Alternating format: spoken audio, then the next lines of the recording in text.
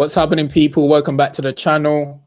You got myself, Tommy. You got Abib here, Akeem, and Saeed back with another Premier League weekend roundup. It's a good weekend for United and Chelsea fans, shall I say? But in a sense, it's also a good weekend for Arsenal because no one capitalized really. What you didn't capitalize, we done you a favor. It's good. So 1 point game. They just scored. Yeah. Who? They just scored, bro. Senegal. Wait, I'm behind. You keep ruining it. Yeah, I'm not even sorry. I'm not even sorry. Wait. Oh, he slapped it. He slapped it. He slapped Oh, that's a dirty goal. Yes. Yes. Yeah, no and the transaction that is. You cheating, lying scumbags. Told you. Let's go. That's it. Oh, finish. What a finish. Bro, Wow. Raheem Diaz is finished, bro. You better slide straight back to Real Madrid You after better, this better game, bro. fly straight back to Madrid. Straight That's back. This is not- God's work, That's man. a dirty- You're trying to cheat them. That is You're peak. trying to bro. cheat them, bro. What a finish, bro. Oh, that's dirty. Yeah, bro. He's got to retire from international football after that, unless he does one worldie right now. He Yeah, can't he's come mentally back. shot. It's not gonna happen. You see, he's crying. Ooh, Oh, yes. what a finish! Stupid decision, but I do feel bad for him though, like because Ooh, he's never gonna get that. Bro, it is what it is, man. It gets like that. In case if you haven't noticed, people, we have got the African Nations Cup final in the background. To give you a bit of context,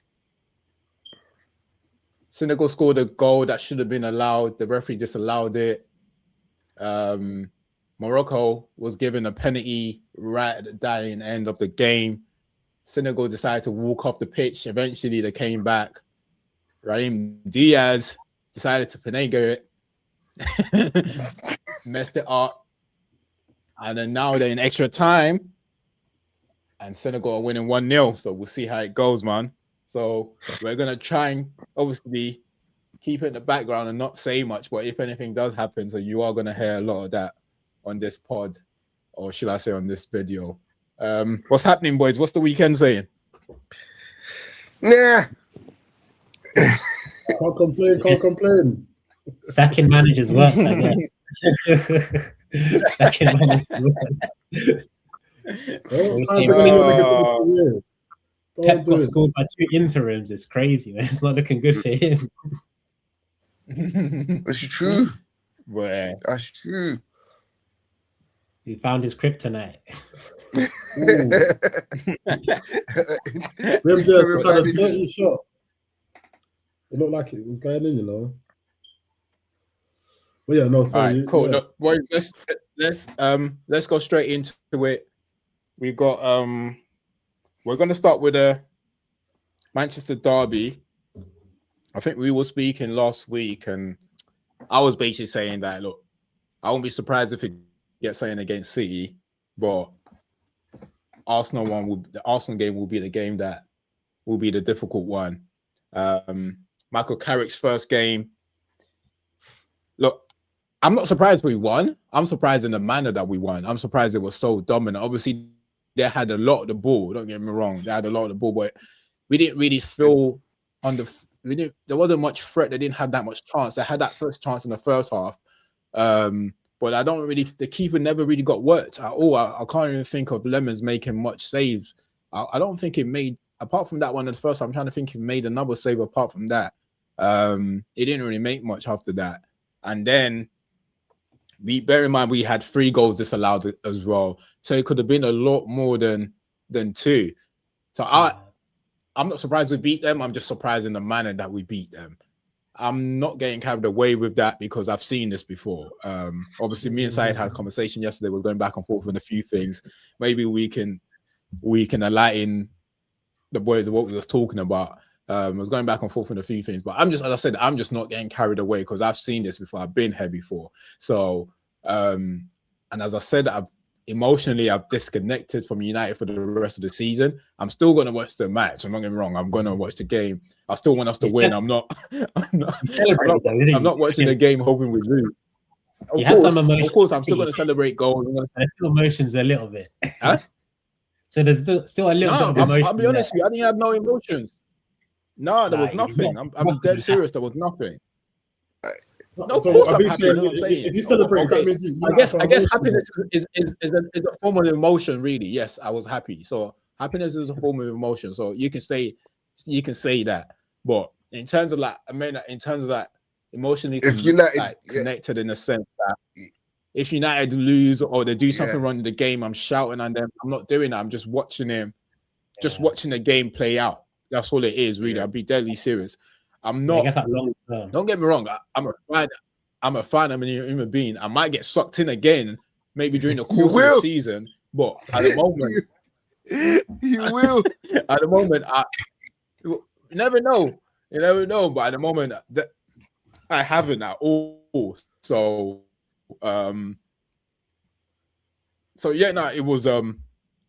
it was a great game though. I'll be honest. I'll be lying if I say that wasn't like the performance wasn't quality. Every single one of them that played that day. Obviously, Dallow's annoying, but at the same time, you know what you're gonna get from Dallow. He's gonna do one thing it'll do one brilliant thing, then you do one stupidity stuff like 2-3 minutes down the line. So, but I think everyone in that game, every single player, everyone that started that game, even the bench players that came off the bench, everyone played their socks off. And we deserve to win it. There hasn't been much derby that since Pep has been in there that I think that you can say that we dominated City. I know the possession doesn't say we dominated City because it's like 70-30, but if you watch the game in totality, and I think this is probably, I think they said the XG or something like that it's the worst Pep has ever faced, really, which says a lot because we could have scored a lot of goals. And that's, as I say, that 2-0 doesn't really tell the story because it could have been a lot more than 2. So I'm super happy with with the victory, and more so I'm super happy with the rest of the result over the weekend as well, apart from the Chelsea result, because no one else apart from Chelsea really won, and so which was good for us in a sense. Liverpool drew at home to Burnley, which is great for us. So everyone else, I think it was for us and Chelsea. Really, it was a great weekend for both teams. I can't really say anything else for others, but for us, it was a great weekend. But we'll start with you, Si. Let's just start with the game first, and then we'll go into like the Carrick taking over and how you think that whole interim situation will plan out. But in terms of the game, what's your thoughts on the game? I said from a long time ago, I watched Man United. I feel like teams from lower, as in the bottom half of the table, people who support their teams watch football in it, and they're just happy whenever anything goes their way. And that's what it was for me yesterday. Great result, great performance. It's good to see a performance like this. Like a lot of times, it's easy for players to kind of shy away and just do their job, but like Harry Maguire was stepping up with the ball, like running past players, stuff like that. Casemiro, immense, and like he's even bombing on. You got your forward line, taking on people at every given opportunity, making sure they run back as well, to get back into a block, to defend as a team. So as in, it was good to see a confident performance from the boys, and I feel like we've won games against City where it hasn't been that confident. Whereas yesterday felt a bit different in that kind of sense. One thing I will say, we did discuss, is that it's not something to get carried away with, but it's always nice to see this kind of result, and we know they've got it in them. It's nice to see them bring it out, kind of thing, innit?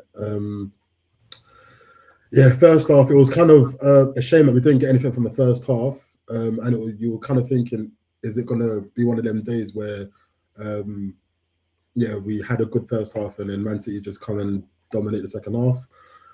So kind of annoying that we didn't get anything in the first half, but again, the performance was amazing. Bruno stepping into the little pockets, it's nice to see Bruno back in the 10, because yes, he can get in the pockets, but he's also filling in as well where he needed to as well. So he was hurting City in quite a few ways yesterday. Like, and it's kind of a bit of free roll as well. So like, as in he'll pop up on the right where we got the possession and he can whip balls in, pop on the left and do the same thing as well. So him being number 10 is like, as in he still gets around the pitch, but he's in number 10 position to like assist or shoot or whatever a bit more, which is nice seeing back there.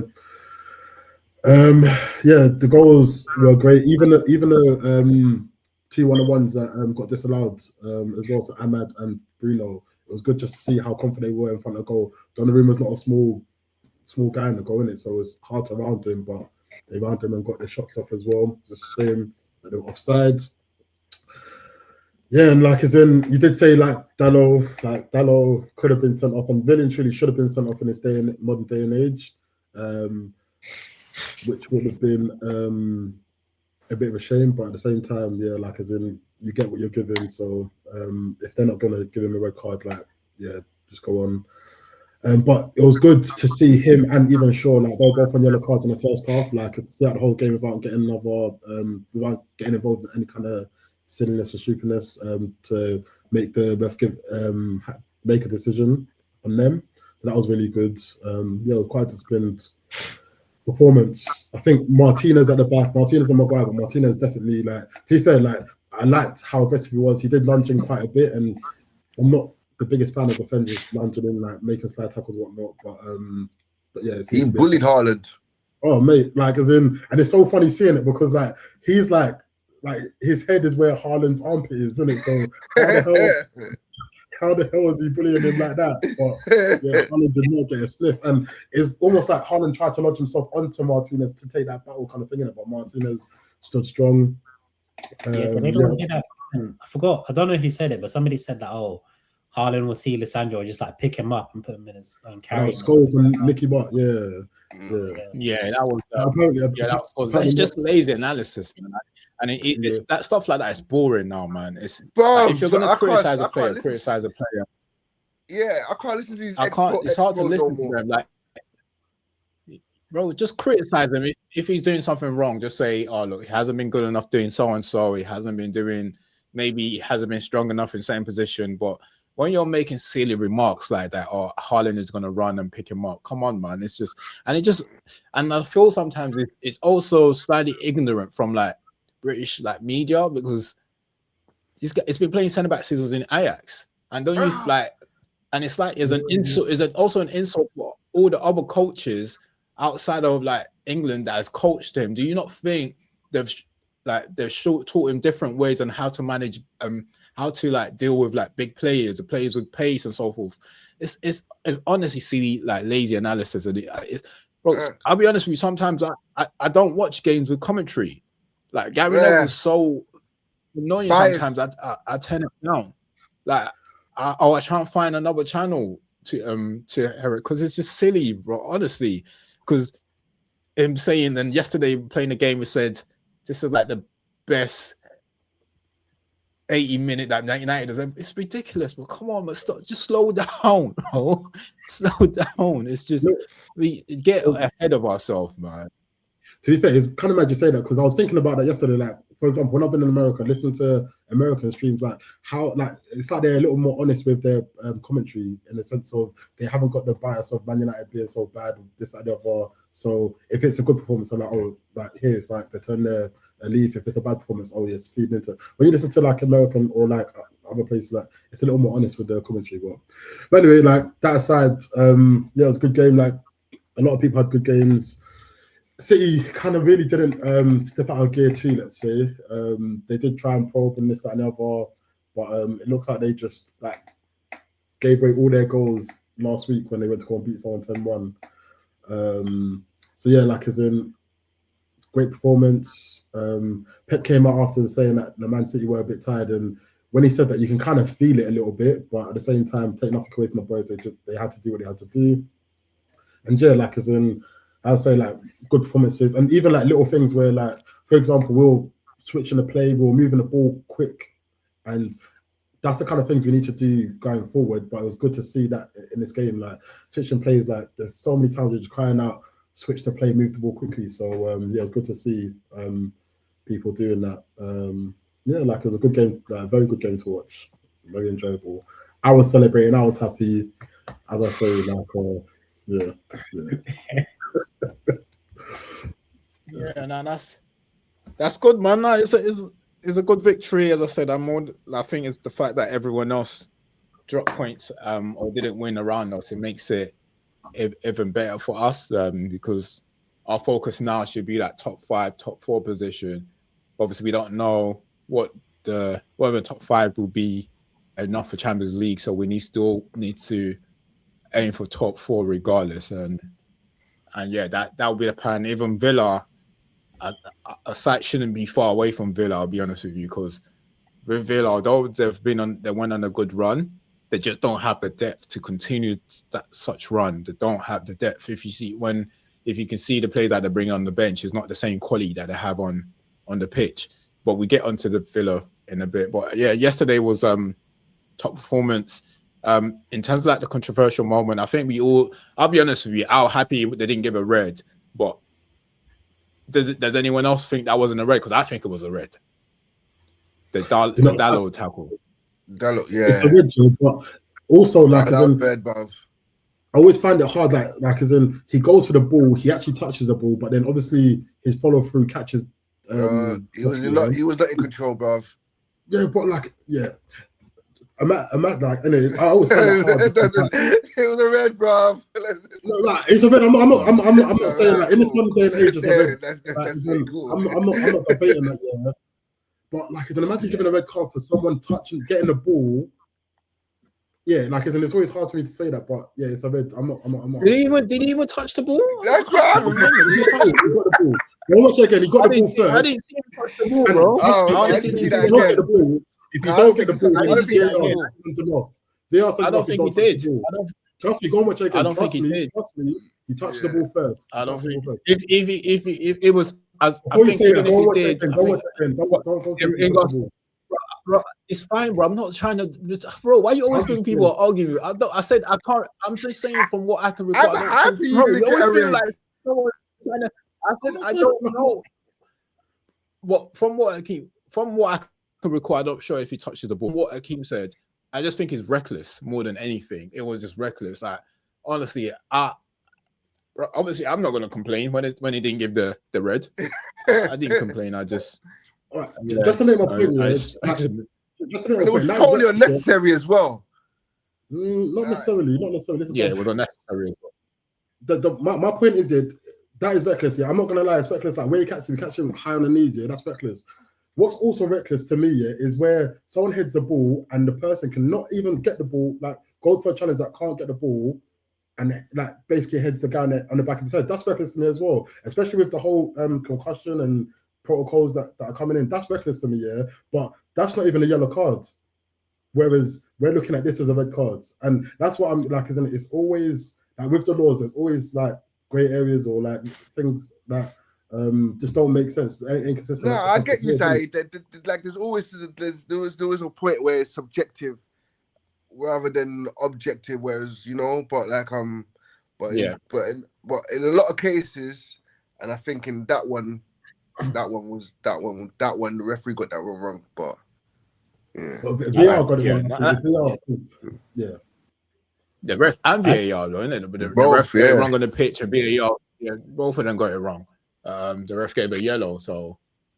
I wanted to ask, where do you think that kind of performance comes from? Do you think it comes from Michael Carrick being the next Pep Guardiola, or do you think it comes from Amorim really being that bad a manager, like, or do you think it's a bit of both in your guys' opinion? This is lazy analysis from me as well.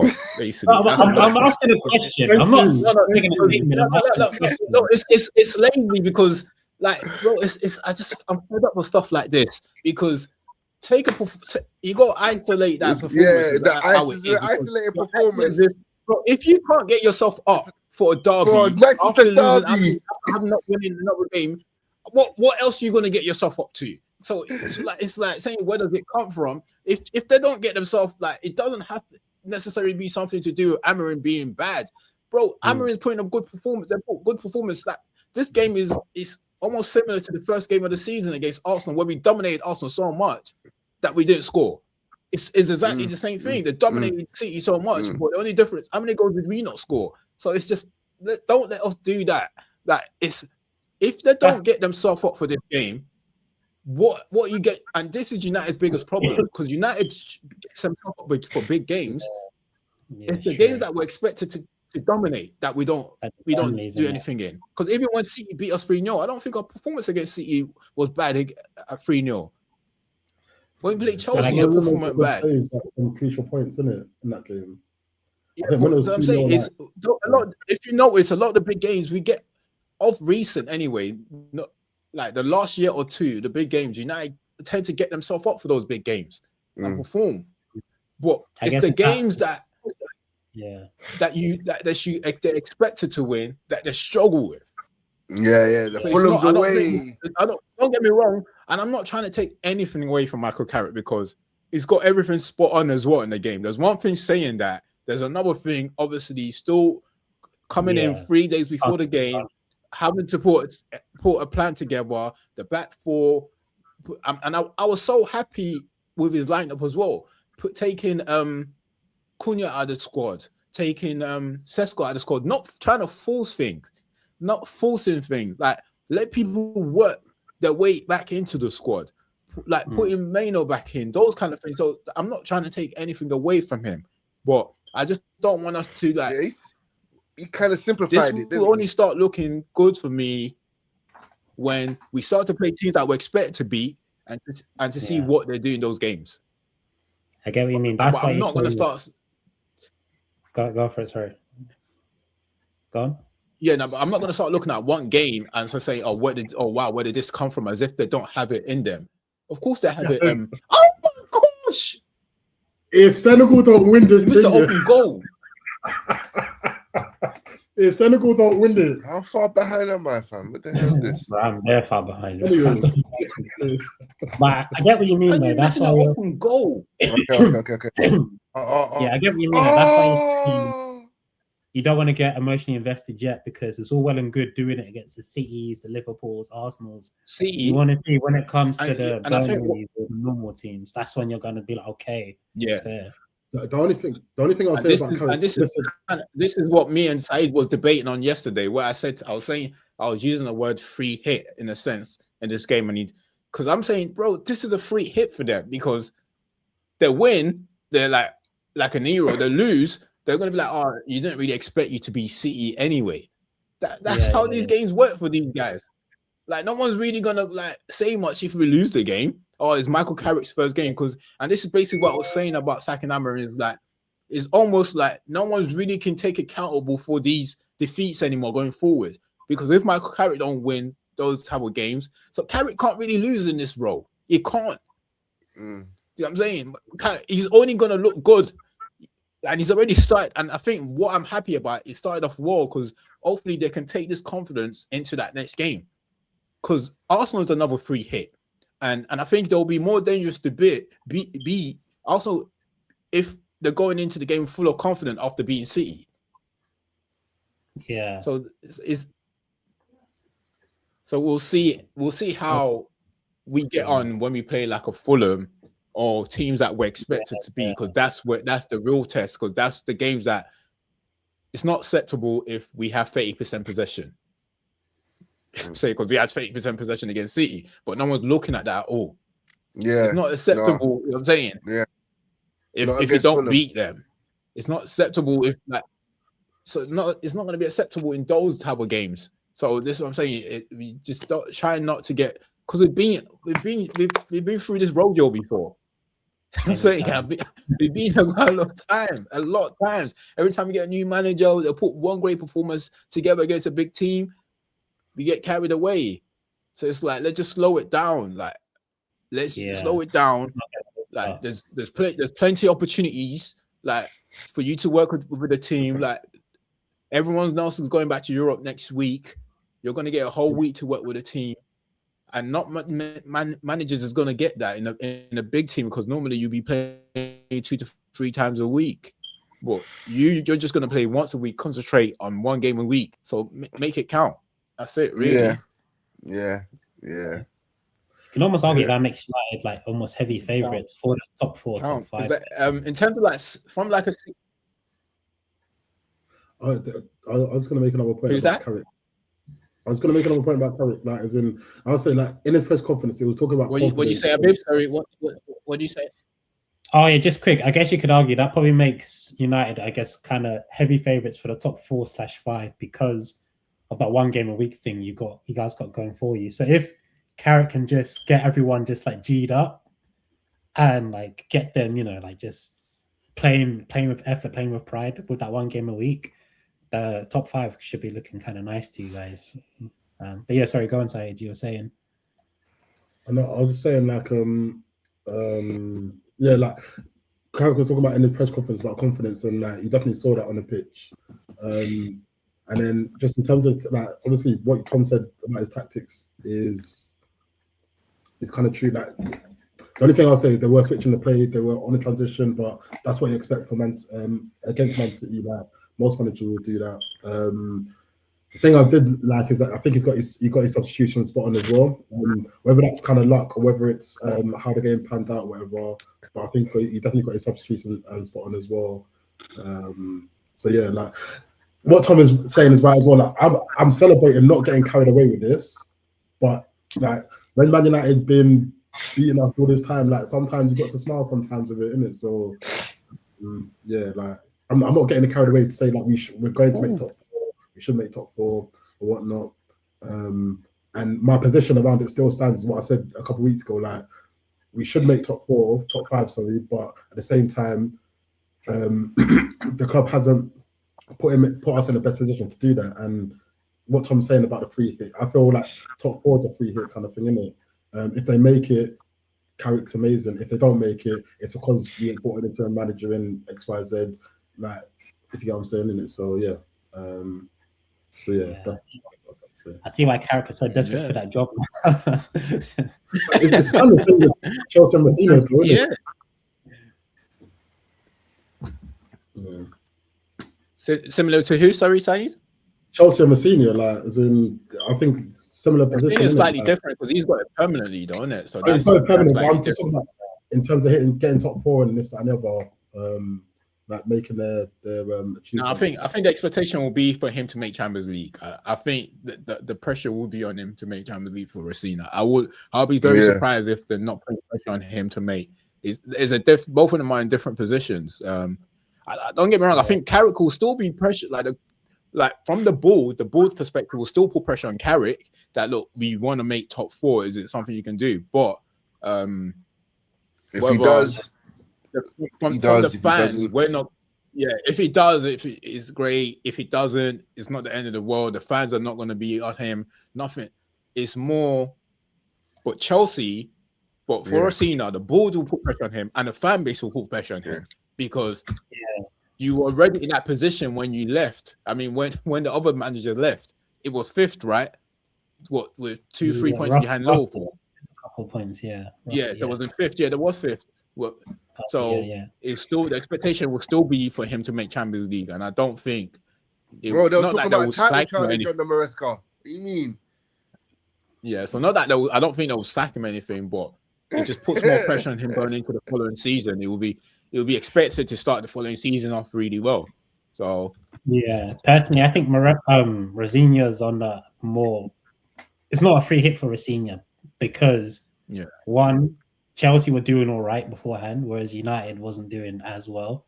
So that's that kind of excuse for Carrick. And then 2, Rosinia's kind of got credit in the bank for being a good manager beforehand, whereas Carrick, he's not really got like a big, you know what I mean? Like he's not got like a massive reputation as a manager. Where's Rosinia got a good where's he got good management? He's highly. He was saying that he's turned down Champions League opportunities to stay at Strasbourg. You know, this is what we're doing then. Okay, that's highly rated. What can I say? Yeah, people talk highly of a lot of English managers. To be fair,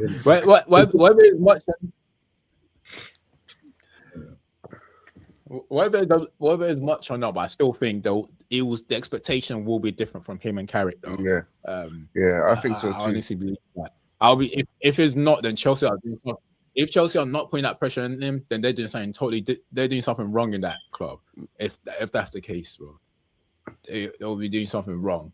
If the expectation is not to make Champions League, or for a manager that's got 6 years contract to go in there to think that he's got a free hit. If that's their thought process, then there's a problem. Yeah. There's a real problem there. There's a real problem.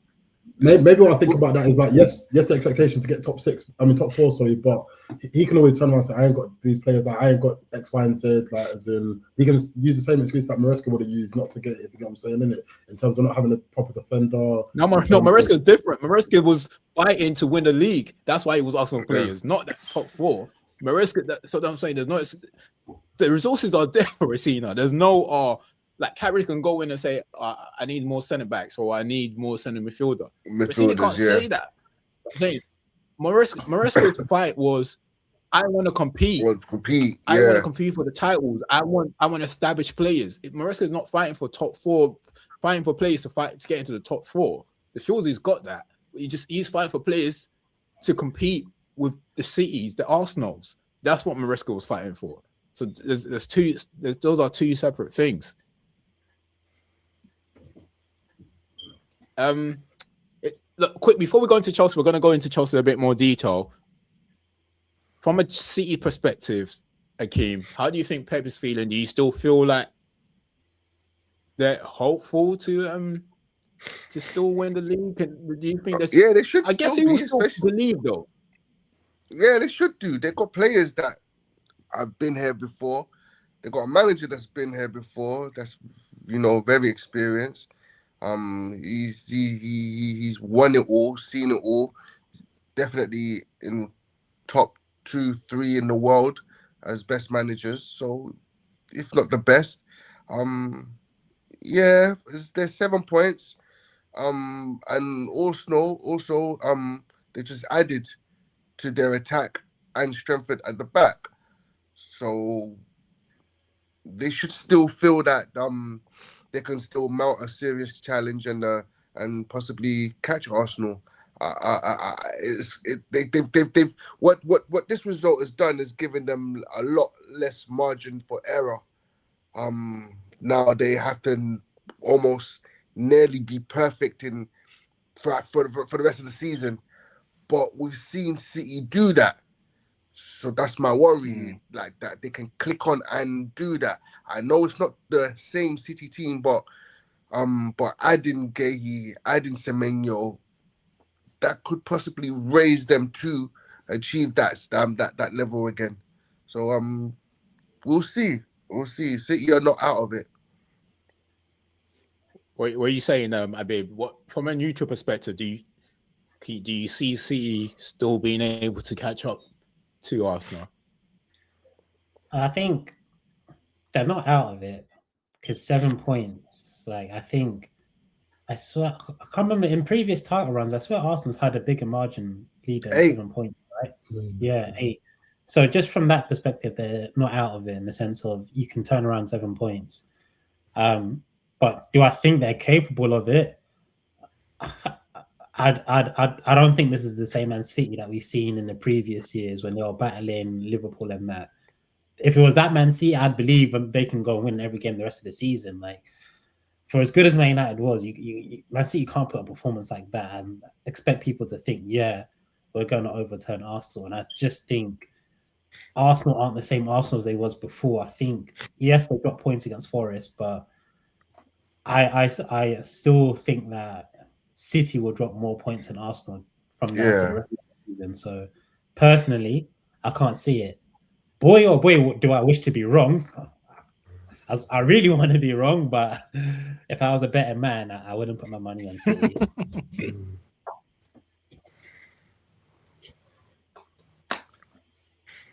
Boy, yeah, I hear that. It definitely will be difficult. It will take something for them to turn it around, but it's not. I think you and Akeem has answered it in a sense that, one, it's not the same City. Well, they haven't looked like the same City. But then two, if you're gonna bank on anyone to do it, it will be City. So let's just see whether, like, with the addition of Semenyo and Guehi, maybe that may springboard them Can I quickly say something? How are they still signing players? Like I know Gahey wasn't that much, but like they're putting them on big wages. They had this charge, this court case. We heard nothing about this court case. Like, and they just signing players. They spent what since last January? They spent £500 million. People think these players are cheap. These players aren't cheap, you know. They're not cheap. They're not cheap. Our move was like 7 million, I swear. Like, and they just signing bare players. And hear this one. Villa signed Daniel Marlin when? And they already had to sell him. Yeah, honestly, it's not fair. I can't lie. Happy for Gahey though. Mad. Happy for Gahey that he got his move in the end and he's got his money. But yeah, he went there for money. Because he could have waited till the summer. He went there for the money. 300 bags, I would have gone too. Yeah, that's what I'm happy for. I would have gone. I would have gone too. Yeah. Now, I just think I just don't know. Obviously, that's just gone quiet. I don't know why it's gone quiet. There's still been no update. But to be fair to see, they do sell well as well. So I would love to find out what their net profit is in terms of like buying and selling. I don't think it will be much different because they sell well. Chelsea sell pretty well. As much as people say Chelsea spend $1 billion, Chelsea sells very well. And you can say the same thing about City. So those guys. So we say 2 billion. Who do Arsenal sell? Yeah, we sell poorly. I'm not gonna. Yeah, it's true. That's. I've been slating my club for that for years. I bet. Our record sale is still Alex Oxlade-Chamberlain for 35 mil. That's so. Yeah, it is. Yeah. Oh, blimey. Don't say swear down. I don't think United one is far off that, to be honest. Man United Ronaldo, bro. We made money, man. Yeah, you lot sold Ronaldo for what was it, 80 mil? 80 oh yeah, 80 million. Yeah, sorry, my bad. Yeah, you're right. We did. That was a record at the time. Garnacho for 40. Yeah. And got in here. You lot robbed Chelsea for 40 million. No, Rob Chelsea. He's got 2 goals. Yeah, I'm still annoyed at that, but I don't even want to talk about that one. How are we letting him score? But cool. All right, that's how I felt when we let Gyökeres score.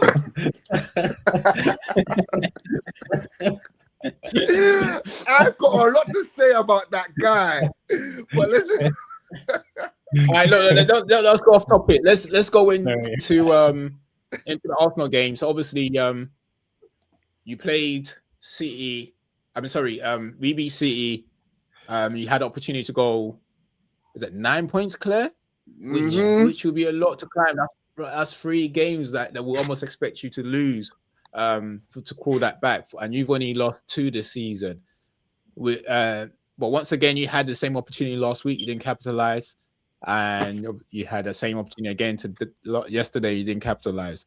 How are you feeling about it? Who is on more? Because I feel like a lot of people try and blame them. I don't think the manager's done much wrong. The manager can only put those players out. If the players don't have the drive to go and get the win, what do you think the manager can do? Well, I'll get your thought. Who you think that blame lies on? But you're still in a strong position regardless. But why do you think you guys struggle to capitalize when you need to? Could be a combination of things. Could be a mental thing. Could be the way we're set up. Could be team selection. I was expecting the same team that started against Chelsea to go out there.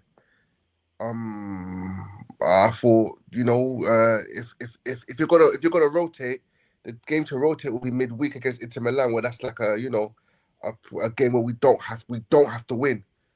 Like every game we play is pretty much a cup final game, apart from that one. Like if you look at the grand scheme of things, like we're through to the knockout stages of the Champions League. Like we're not going to finish outside the top 3, let alone the top 8. So that game there, you could have rested Saka. You could have left Saka at home, left Rice at home, left Saliba at home, do a whole complete 11 change and still go and probably get a draw, and that's good enough to still finish top. So I was expecting Trossard and Saka to start. Madueke didn't. I thought he did a lot of the stuff that he did at Chelsea, which was frustrating. Well, why a lot of Chelsea fans was frustrated with him last season and the seasons before. Where he'll beat his man, he'll stand him up, beat him, and literally nothing. Martinelli was a whole bag of nothing, missed a glorious chance. But the reason why I'm not too upset about Martinelli's missed chance was because at the time, and we had so many other chances in the game, we could have we had so much time to really put pressure on Nottingham Forest and take the game away from them. And there were times in the game where I thought we flirted to do that, but we never did it. Where we wanted to, but we couldn't. That's credit to Nottingham Forest as well. They were set up very well. Elliot Anderson and Sangare in the midfield were dynamic, were beasts, were warriors. Them two, especially, bro. Them two, yeah, they played very, very well, very, very well. Elliot Anderson was something else. Anderson and Sangare. I got to give Sangare credit. Probably he was a nuisance. When he needed to be, he put his foot in when he needed to. He put his head in when he needed to. They were warriors. But Elliot Anderson on the ball, drawing fouls, breaking up play. Yeah, whoever gets him next season has got a real gem of a player. He's got an engine. He's him and Declan Rice in midfield will look tasty for me for England in the summer. But yeah, our attack just looked blunt yesterday. Odegaard.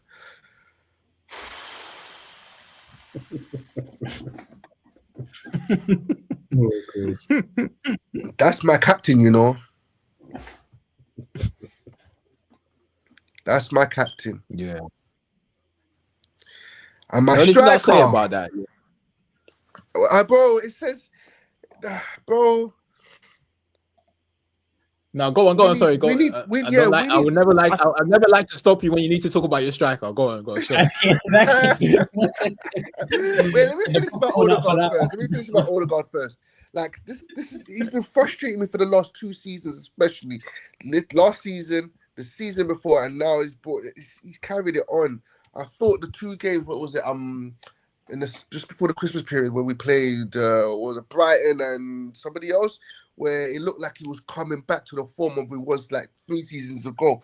But now he's I don't know, man. This guy, I think because he believes that his position is certified, it seems like he's allowed to drop stinkers and still not lose his place. And that's a big worry for me. He's not creative. He's not inventive. He loses possession. Simple passes like you expect him to make, he won't make. And he's just playing the safe too many times. He's passing up responsibility. And it's just frustrating. I don't think he's captain material. And now onto my striker, man. Flipping heck. I want a new one this January. This January. Sorry, I need water.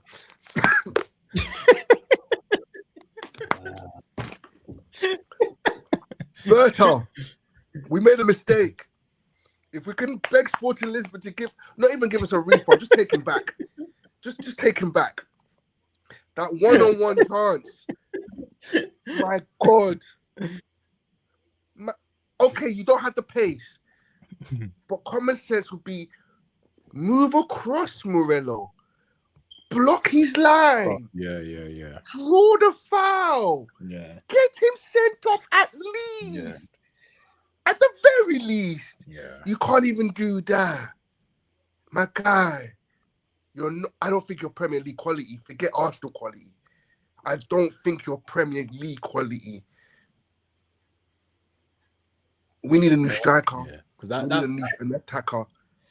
This January. Because I want multiple trophies. I want the Premier League and a cup. And if we and we could throw away the Premier League, it can't be just a cup. So yeah, Berta, please, I beg you, go and raid Atletico Madrid for Julian Alvarez. That's the one I want. Him. I want him. I don't care how much it costs. Get a loan from the bank, stick up the crunkies, go and get me Alvarez. That's it. Yeah. But one of the points I was going to make is, I think you're all right, though, in terms of the one-on-one, because he didn't have much in the game. I think you've, like, even us that we're not footballers, we're not strikers, even when we do play football, we know you have to get your body across from the defender, because there's the only way, if you get your body across from the defender, he's either going to have to bring you down, which is a red card. For the fact that Marino was able to make a tackle there and win the ball is damning on you. It's damning on you. There's no way, if you got, as soon as I see you leave the ground, I'm putting my body in a way and I'm getting something there. And I think he should have done better there, but it is what it is, isn't it? And on top of that, Tom, on top of that, yeah, that's at Sporting, those kind of goals were his bread and butter. Bread and butter, yeah. Those kind of confidence, goals. Isn't it? No, I need a new striker this January. It's confident. It's confident. But what the point I was going to make, you at the beginning of the conversation, you started off saying is a combination of like the way the team is set up and like the mentality. Do you think, as like, I don't know how the players must feel, because we know your top, I mean, your first option is Saka and Trossard. Do you think if it plays on the player's cycle when you take those two out, knowing that you need to win a game, and the other two are there? Do you think that plays on us, on their mind, thinking, are we going out here to win?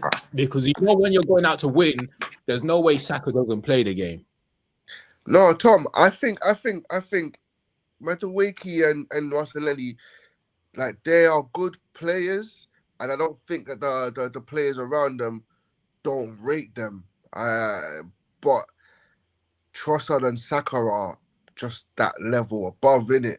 So it's like if you was to put Madueke in a scenario, 9 times out of 10 his decision making will be wrong.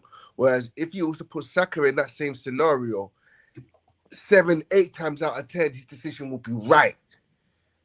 So and the same as Martinelli. You put Martinelli in a scenario 1-on-1, getting to stand up a defender. He's not doing it. But Trossard, even though he's slower than Martinelli, he can stand up a defender and leave him for dead. And you're just thinking, maybe, and on top of that, he has more of a footballing brain than Martinelli. So he knows when to come inside, when to go on the outside. He knows, okay, this guy's faster than me, so I'm gonna slow it down here, bam, I'm gone. You're not catching me now. You got to foul me. Like, Trossard's got more of a footballing IQ than Martinelli. So I think that our players rate Madueke and Martinelli, and it's just that it's not a mental thing. It's more of a ability thing with those in those positions, especially and also we're missing our left backs. I think we're really missing Calafiori, because Timber yesterday, although he did well against Chelsea at that left back position, yesterday he gave the ball away a lot, and he looked very, very uncomfortable when he was getting forward. Unlike against Chelsea, because he played on the left, he looked not as uncomfortable. Still looked awkward, but yesterday it was really, you could really tell when he received the ball in the advanced areas. Yeah, he was eager. He was more. He really, really wanted to get it onto his right foot than use his left more often than not. And that's when a lot of our attacks on the left did break down. And I don't know, man. It's a combination of, I just think it's a combination of mentality. City lost, cool. The pressure, there's a lot of pressure. We got to win. Let's go 9 points clear. We can't do it. It's hard for me to put my finger on it. like I said, the starting lineup I would have preferred the same starting lineup that went up against Chelsea, and I think that would have been shown the opposition more of an intent than more so our players. Yeah. Look, you are still in a great position regardless. I know. Funny thing, you're still 1 point ahead of all of them. So that you still got the additional point. You're now 7 points rather than 6. So it's still a benefit for you guys. I was going to ask Saeed more so because you felt Villa are still in the race. Them seeing City and Arsenal drop points, you obviously thought Villa are in the race. So I'm going to come to you. Do you still feel the same? Because I say for me personally, it's not so, like I think. Every time you always come up with this argument, you feel like we're trying to disregarding like the manager or their talent. It's not that. I just said they're not equipped to win the league, especially them being in Europa League. They just don't have the resources there, and they can't even go out in January because at the moment they haven't really. They wanted to get Conor Gallagher, they didn't end up getting. Conor is going to Spurs. If there was ever a time really for them to stamp the authority, okay, yeah, we also want to compete. These are the time when you're at home against Everton to go and win the game. So having said that, do you still believe they can still be in a running? In all honesty, bear in mind you only say this last week. So I'm hoping not much has changed from last week. Yeah. In all honesty, like as in, I just want them to be on the coattails until the final one in, like literally until the last 7-8 games. I just want them to be on the coattails, innit? And what's really changed since last week to this week? Not 1 point. Like, I still think they're in the title race, but they really could have stamped their authority this week if they really wanted to. Maybe it was be a blessing in disguise. Maybe people won't think about them so much. Maybe Arsenal, Man United, and Man City won't think about them so much. But I don't know. Personally, I do think they're still in it. But as long as they're still within touching distance within the last 7-8 games, then yeah, I think they'll be in it. Cool. Yeah, look, we'll see. They've got obviously everyone's back in Europe, so they've got Europa League now. So it even makes things a lot more difficult for everyone because what's going to happen now is with the Champions League teams, a lot of them are going to play on Saturday. They're always going to play on Sundays. So they're going to have to play catch up, especially when the other teams win. So that's a difficult position that they've never been in. The other two has probably been in that, done that before. So it won't really phase them much. And they don't have the depth, as I said. Most importantly, they just don't have the depth to get someone else to play. If they played on Thursday, having a quick turnaround, they don't have the same quality that they can bring off the bench, and the players that they bring off the bench just don't have enough impact as well in the game. Sometimes when they come on, I just don't think they do. It's not that they've got like game winners with Marlon going off to Roma now. They obviously need to replace him, and that's where they will struggle really because they're trying to balance meeting the financial fair play, and at the same time trying to compete. Whereas the others don't need to worry about that. The other look at City, they have to go and get Gay and Semenyo. I mean, so they don't need to worry about it. I'm sure if Arsenal really wanted to go into the market as well, they can probably go into the market. So those are the strengths that those two other teams have, and that Villa doesn't have. But regardless of that, they have a remarkable manager, which I think is probably the second best manager in the league. So if anyone can do it, it will be him. It will be him if there's anyone I feel like can do it. All right, cool. That's it for now. Let's go on to Super Chelsea. Liam Rosina, first Premier League game, first Premier League win. It wasn't as comfortable from what I saw in the game. I only saw the highlights. Had their chances. Yeah, I watched bits of the game. Brentford had their chances. There was one that Shard had. I don't know when he cut Chalobah. Why he had passing in his mind, I just do not get. What was he thinking of when he decided to pass that ball? Slap it! I just don't get. So So he should have shot that himself, but there were good chances. But they ended up, and even the 2 goals that the Chelsea scored were unfortunate because Coyote hit the ball against someone and João Pedro scored, and then the penalty, the keeper missed. Like I think he's got his control totally wrong. The ball ran away from him. So it wasn't a convincing victory. Let's just put it as that. So how are you feeling about that? And off the back of the defeat to Arsenal as well. Oh yeah, that was a horrible performance. Absolutely dreadful.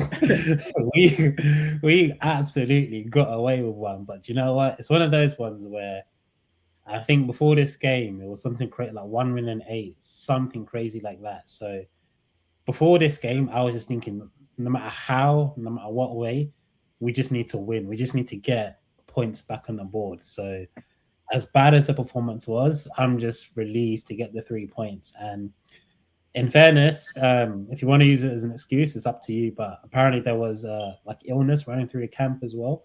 So a lot of players were ill. Even the manager said that some players who even played the match were ill, but he didn't want to say who was ill or not. So if that is true, I guess that's probably somewhat as to maybe why there was a bit of missing energy. But listen, at the end of the day, I think one thing I've criticized Chelsea for in the past is that it feels like in order to win, we have to be 10 out of 10. And if not, we drop points. So the fact to see that we can not be at our best and still get the 3 points, it's important. So it's a good win for Rafinha. It helps, I guess, just calm the fans down, I guess, because obviously people are so riled up about the owners and stuff. So, yeah, it's just good to get back into winning ways. And then hopefully, as a bit of time goes by and Rafinha can get his tactics to the team better, performances can improve. I do feel sorry for him because he's coming into a rough position because having to come in and not having any real time on a training ground, just playing game after game after game, and every game matters as well. It is tough. So yeah, just to get the 3 points anyhow, it's the most important thing, to be fair. But credit to the players, credit to what's his name, João Pedro, for the goal. Credit to Liam Delap as well. He came on. He looked sharp when he came on. Cole Palmer was absolutely dreadful, but he scored his penalty. One thing I'm happy with, he didn't even celebrate. You know, usually he likes to do his call. Even he knew, even he had some shame to not even celebrate after scoring his pen as well. So I can't even blame him, to be fair. And last one. Sorry to stop you a bit. If you're talking about Cole Palmer having some shame, I hope he knows that he's got a fan here that has absolutely no shame, because when we're playing football here, Akeem, we can be losing 3-0 and maybe we'll score and still do the Cole Palmer celebration.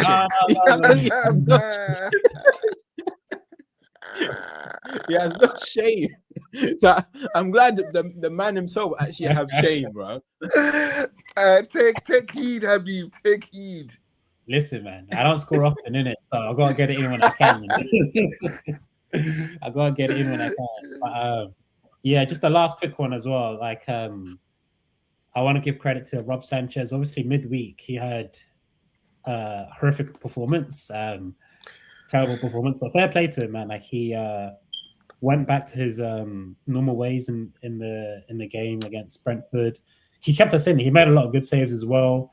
He kept it a lot simple, so at least he's just back on the horse in the sense of having a good performance. I think even because I was actually at the game midweek, so I didn't see some of the post-match or reactions, but I heard some people say that apparently some of the pundits were saying that, he's had a horrible season and stuff, and then it just felt a bit like lazy analysis. Yeah, he had a terrible game against Arsenal, and he had that mistake against Man United, but apart from that, he's actually been all right, to be fair to him. So it's just good for him to have that good performance. And just one last quick thing as well.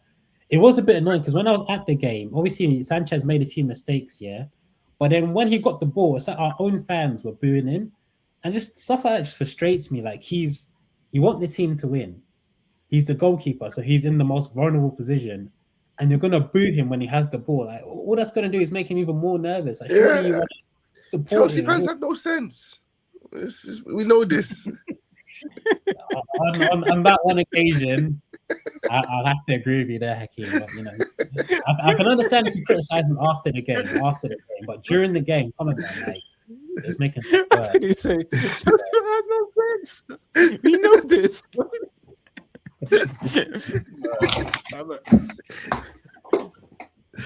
No, but look, I think you got everything spot on, Abib, in terms of like obviously midweek wasn't the best. Like even midweek, for the fact that you're able to grab 2 goals and going back to the Emirates with just 1 goal deficit, that's even to keep you in the game. I think even that's great. Like that's great in the zone, especially after a bad performance, if you get what I mean. So that it's not the end of the world. There's still a possibility you can get something from at the Emirates.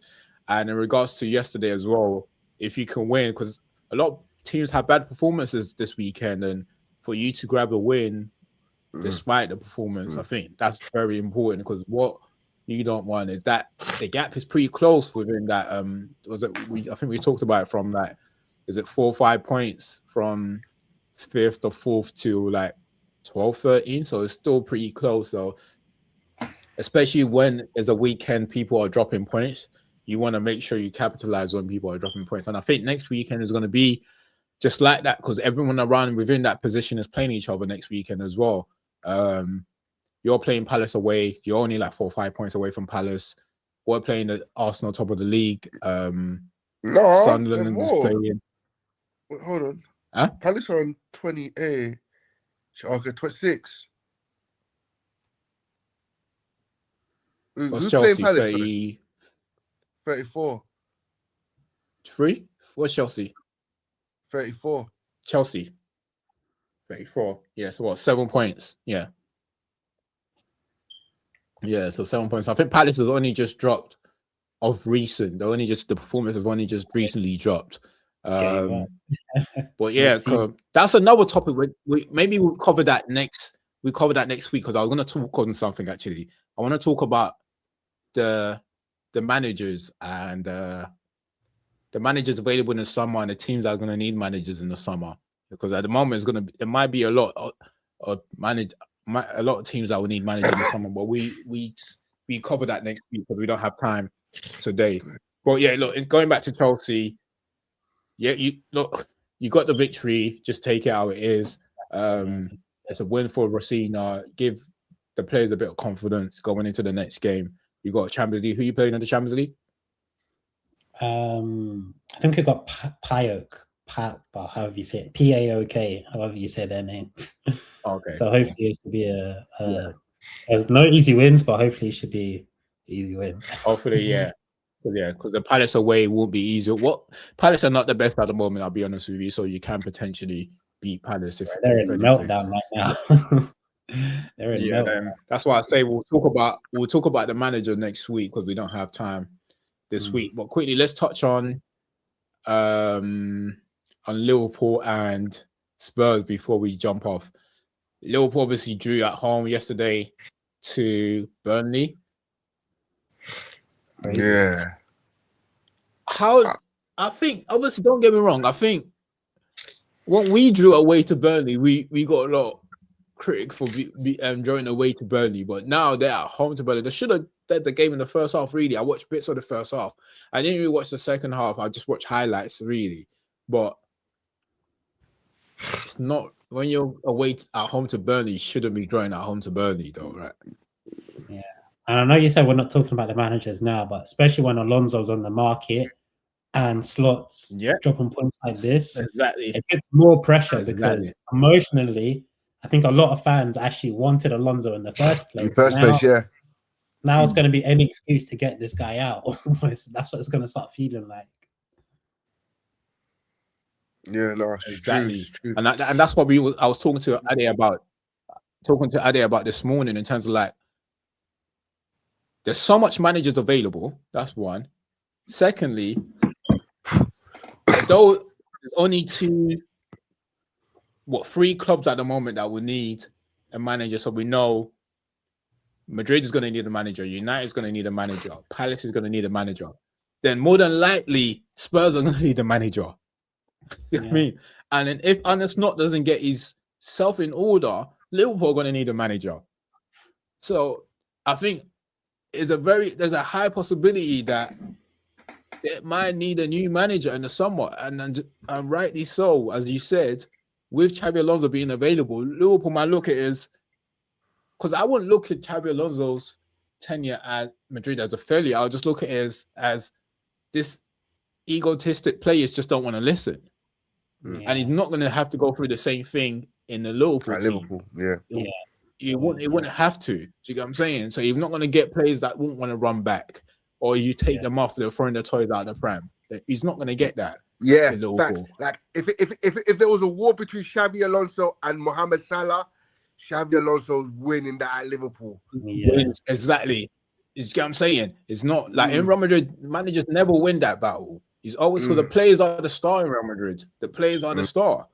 Like you're not going to win that battle at Real Madrid, but I do think he can win that battle at Liverpool, and they're going to take a look at it and think, okay, that was our first choice, really. Should we go back now? Fair, thank you, Slot. You got the title for us the first season, but you're now doing what we didn't really want. So, and they're going to look at it as actually, can we trust you to invest again in the summer with you, the manager? They might not want to. So, with him being available, there's a lot of managers. Because I was saying at the moment, it will be the hierarchy will be Real Madrid will get the first pick of manager, then United, then the rest start to whoever Palace, Spurs, whoever is left.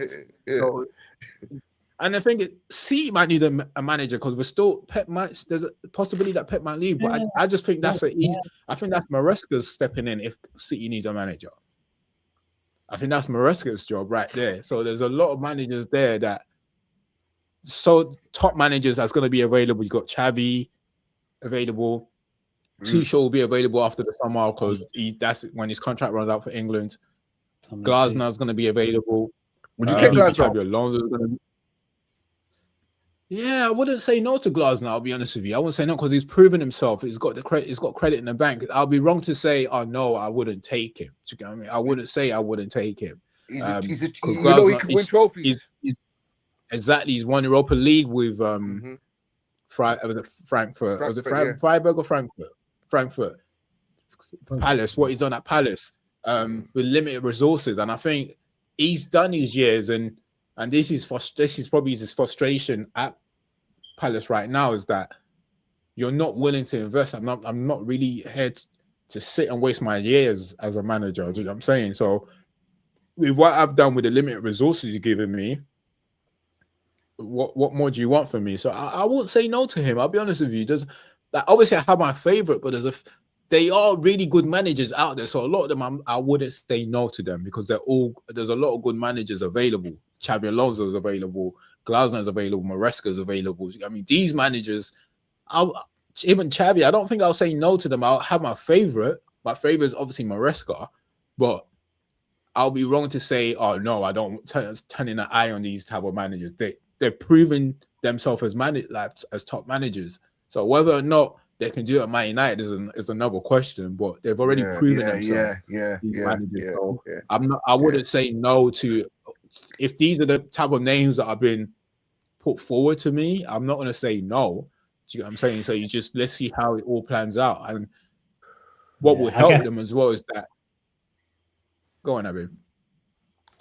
No, you go. I was going to slightly change the topic a little bit, so you finish. Yeah, because I was going to say what will help them. I'll finish off and let you. What will help them is making sure that we sign the right players in the summer. If the summer can be as successful as it was in this summer in terms of play we bring in, that will help the manager to perform hopefully. So yeah. Well, I was going to say, obviously, Amram didn't work out, but. You must have felt like you dodged a bullet with Thomas Frank, because boy, is he stinking. I don't think it was never. Thomas Frank had that. That is my next topic. So you know what, you lined this up well because that's my. Let me even bring it up. So Spurs lost again. My next topic is how long does Thomas Frank have before he gets sacked? So that's basically what I was going to say. That's next. Thomas Frank here. I remember after the international break in was it when was it? I can't remember the last international break. He did an interview. I don't know who asked him to do this interview, and he said he had an interview back to back from each other on the same day. He had an interview for Chelsea and an interview for Man United. Bro, you weren't successful. That says a lot about you. That says, you know what I'm saying? That says a lot about you. If you weren't successful, I always just keep my mouth quiet. It says a lot about you. You know what I'm saying? Yeah. But now, you just, and the thing is, I don't think he's a bad manager, but he is like, I don't know, it's just, he's at his depth at the moment in Spurs, and what he's probably not used to is a pressure of a big team where you could probably go 5 games without winning a game in Brentford. That doesn't run around here. It just doesn't. You know what I'm saying? It doesn't. You can't only win 2 games at home. I mean, all season. Is it 2 games that won at home all season? Something like that. Like, and you lost how many things like that just doesn't work. Like, so, and it just proves sometimes, really, just because certain managers are better suited in like those clubs doesn't mean you might work for a big club. So, and I don't really know who to blame, whether it is on him, because the players are not all bad. They're not terrible players, let's be honest. Are we saying all of them are terrible? I genuinely had them as like dark horses, not to win the league, but to do something good. Because I thought Frank was a good manager. Do what good? And I thought what's good?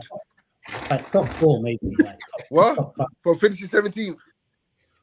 No, but I thought they had some decent players. Obviously, they're not world beat, but I thought they had some decent players. And I thought Frank was a good manager, but it turns out he was the poster boy, and Keith Andrew was the one really doing all the work behind the scenes. Thomas Frank was just there taking the press conferences, smiling. You know, he's really good. No, I don't do that to him, bro. I don't do that to him. I'm not buying. I'm not. Yeah, I'm not having that. I'm not buying that. I'm not having that. Yeah, Frank is a good manager. What are you saying, Said, about Thomas Frank? I called it weeks ago. Like, remember, like a couple of weeks ago, I said that he will be in trouble. Like as everyone said, they like him. He's a good manager and that, but Spurs are a different kettle of fish, and he's lost too many home games at Spurs. Like I said, they're not doing too bad in Champions League, right? If I'm correct, right? But it's just that, like, in the Premier League, they're just not doing what they need to do. Not scoring enough goals. They're drawing or getting beat by teams that they should not be dropping points to. And I think at the beginning, when he was having a good little run, like a lot of the things that were going well were set pieces, were transitional play. So that kind of caught up with them. I always think you've got a problem when you've got Richarlison as your main striker. You've got a problem getting goals, right? And Solanke's been out. They don't score enough. But as in there's talk about the board talking today. Like, I don't think he lasts too long, to be fair. The fans are going to get him out very soon. So I think he was under pressure, and I think a lot of people wanted him out. But I think losing to West Ham is that, you know, the one where it just flips the switch, where it's like kind of I want him out to West Ham. No, get this out of the club right now. That's happening on your own doorstep as well. Like that's the bad thing about it. So that was El Sakiko, and he failed. Bro, losing to West Ham at home is dark. It's dark. It's like I want to defend him, but bro, I thought us drawing to West Ham was dark, but losing at home to them is just to Callum Wilson, bro, honestly. My guy's already slagged off. Nuno's already slagged him off. Was it you that was on the phone with Saeed yesterday? When I was when he scored, I was on the phone with you. I was like, "Oh, he's about to bring on Callum Wilson." I was like, "I swear, Callum Wilson is on the pay-as-you-go contract or something like that." And then he comes. Well, he got his money worth leave as well. Nuno already said to him, like, to him and Will Passer, that they should go and find a new club. He brings them on, he scores. That's mad, bro. That's mad. Yeah, that was super dark, man. I'll be honest with you. So yeah, nah, he's in trouble. I think there's not other way to put it. As I said, sometimes it's about understanding your levels really, and understanding like the pressure of being in a club like Spurs or like a big club, and because Spurs were scoring goals last year. I think you mentioned they're not scoring as much goals. Their issue was they were just conceding last year. They were scoring goals last year. They was one of the top goal scorers in the league, despite the way they finished.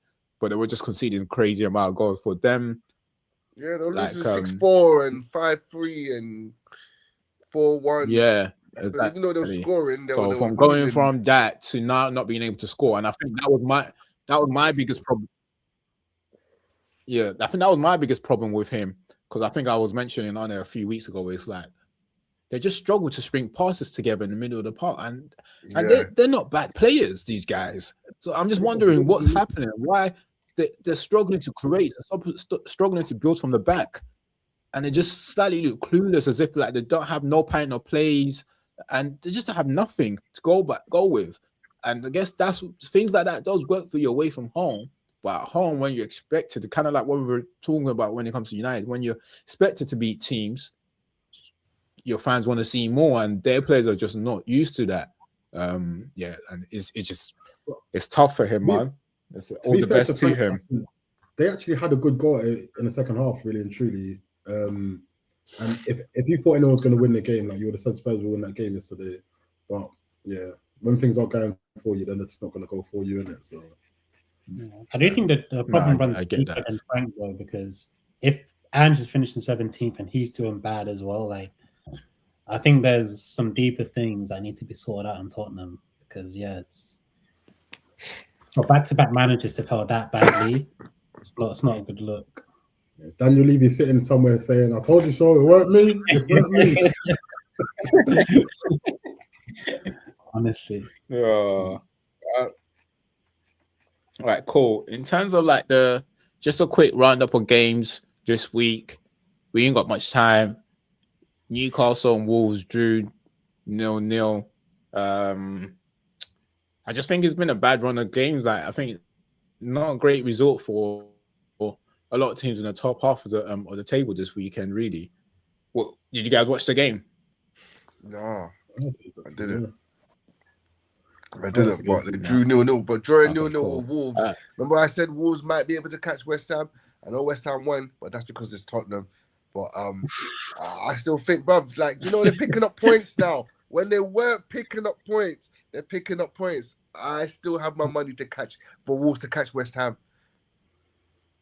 Yeah, Wolves are picking up. I think the Leeds beat Fulham 1-0. Leeds are trying to push on. They're going to be hard to catch. But as I said, I would love it if Forest goes down. I'll be honest with you. I would love if Forest goes down. Leeds are proving too difficult. So I think at the moment, West Ham will be targeting Forest to try and catch up. With Forest being in the Europa League, it's going to be hard for them to fight relegation and and still compete in the Europa League. So those are tough. Two tough situation that they find themselves in. And the last game is Sunderland and Palace, man. How far do you think? Where do you think Sunderland finishes? You think they can still make top 4? Yeah, they can. They're 3 points off of it, but the teams that are fighting for it are too strong, I believe. So a top half finish will be an excellent season for Sunderland. Yeah. Well, at the moment they're 3 points away from Liverpool, who is 4th. And it's pretty much one game can really change everyone's position. Look, because if you look at it, Sunderland are 9th. They win, Liverpool lose. They can go 4th, depending on what's obviously happening between. Yeah, level 1 point. It's the traffic. It's the traffic between them and Liverpool. Yeah, exactly. So there's not much in it. Look, and Everton are 10th. They've got 32, so they're 4 points away from Liverpool as well. So it's still, and the thing is, a lot of those teams playing each other a lot, so that you're still gonna get. And this is where Man United really, I think, this is where they missed the opportunity when we was playing a lot of those teams. We didn't capitalize on it. Now we've got a run of games that are quite difficult. We started off well with that with City, We'll see how we get on against Arsenal next week. I'm going to try and record with you midweek, Hakeem. You and Moss. So we'll try and do some recording ahead of the game. Good one. Is there anything else? All right, one quick one, boys. Just last question before we jump off. If Thomas leaves, if you're Glasner, do you take the Spurs job? No, aim higher. Yeah, I'd put that like at the bottom of my bucket. I'll be telling them like, just keep the phone warm. Let me just wait and see, and I come back. Yeah, if I was Glasgow and Tottenham rang me, I'd be like, just one moment, I'll get back to you. Yeah, honestly. Like, let me see what else is out there first before. If nothing tasty, nothing, if Man United don't come for me, if City don't come for me, they're bigger, like you said, they're tasty. And then on top of that, looking Europe, looking Italy. What can happen in Italy? What can happen in Germany? There's gonna be some big clubs out there. Tottenham, circle yourself. Yeah.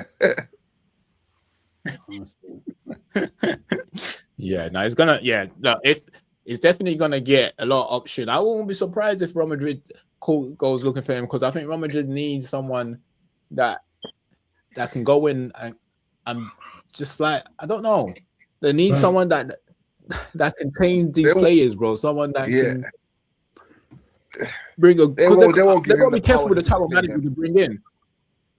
Do you not think so? What you say?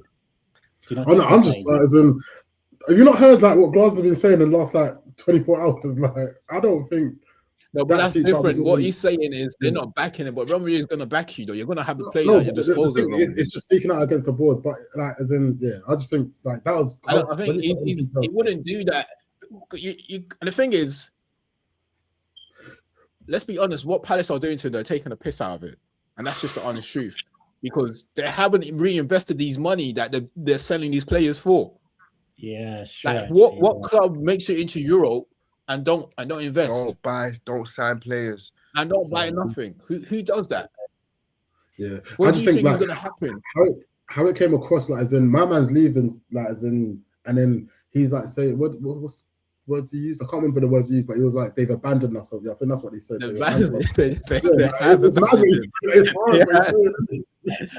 the thing is with him, the difference with him, though, is that if you watch a lot of his press conference, if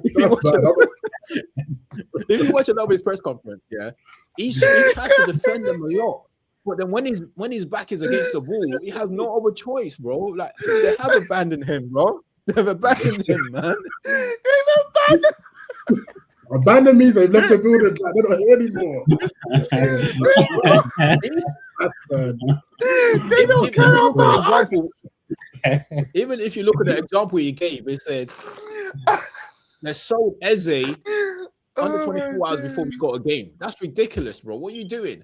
Then you sold Game a day before a game.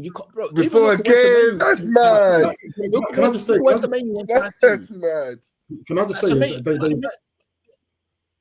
so they sold Eze, but they got him that Jeremy Pino guy, like, as in, yes, it's not a direct like for like, not prem proven, but they brought someone in. Like, Crystal Palace have never been that club to go out and spend like that. If you know what I'm saying, innit? Like, what's this guy's name?